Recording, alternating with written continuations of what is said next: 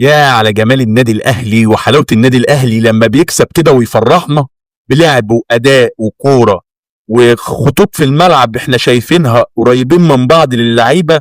ده اللي بيبسطني كمشجع للنادي الاهلي وده بيبسطني كمشجع او محب للنادي الاهلي وانا بتفرج على كره النادي الاهلي الصح اللي انا بتكلم فيها. النادي الاهلي بيفوز على شبيبه القبائل 4-1 باداء ولا اروع للنادي الاهلي. هو ده اللي انا كنت بتكلم فيه. هي دي الكوره اللي انا مستنيها للنادي الاهلي. هو احنا لسه في كتير قوي. لسه احنا مش ده اداء النادي الاهلي اللي عايزينه. لا، في احسن للنادي الاهلي وفي اقوى للنادي الاهلي. في شويه انانيه من بعض اللعيبه. بس برافو اداء النادي الاهلي. برافو يا ستروب النهارده. لعب واداء وكوره وفهم للعيبه ازاي يعملوا ويطلعوا بالهجمه. هو ده اللي احنا مستنيينه من النادي الاهلي. هو ده مستنيينه من لعيبه النادي الاهلي. اداء قوي. فوز كبير جدا على شبيبه القبائل. تصدر المجموعه بتاعتنا من اقوى المجموعات او يمكن هي اقوى مجموعه في دوري ابطال افريقيا. ده اللي انا كنت حابب اوصله ليكم الفتره اللي فاتت. بقول لكم اداء الاهلي مذبذب. اداء الاهلي مش ده اللي احنا عارفينه. شفتوا النهارده قد ايه النادي الاهلي بيلعب كوره صح. كوره طالعه من رجل اللعيبه بعيدا عن خطا الشناوي وياسر ابراهيم. انا كحارس مرمى كوره جايه لي عيني على الكوره.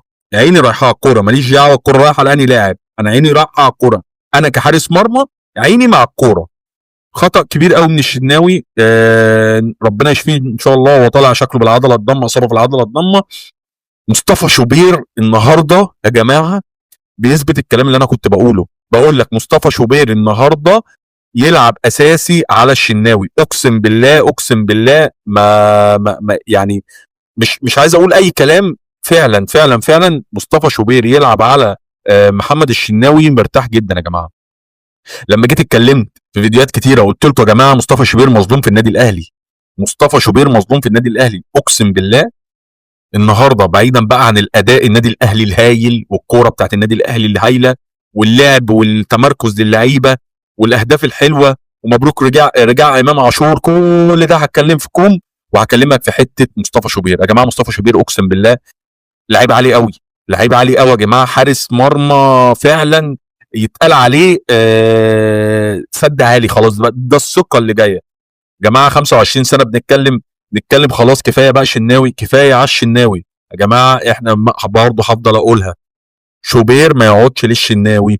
مصطفى شوبير حارس مرمى كبير قوي.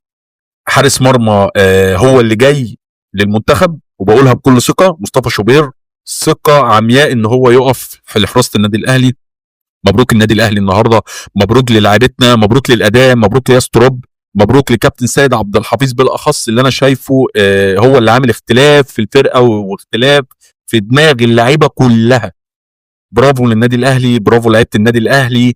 مبسوطين لما بنشوف النادي الاهلي بيلعب صح. مبسوطين لما بنشوف النادي الاهلي بيأدي اداء كويس. هو ده اللي احنا محتاجينه. مبروك لفوز النادي الاهلي. مبروك التصدر لمجموعه النادي الاهلي عن جداره.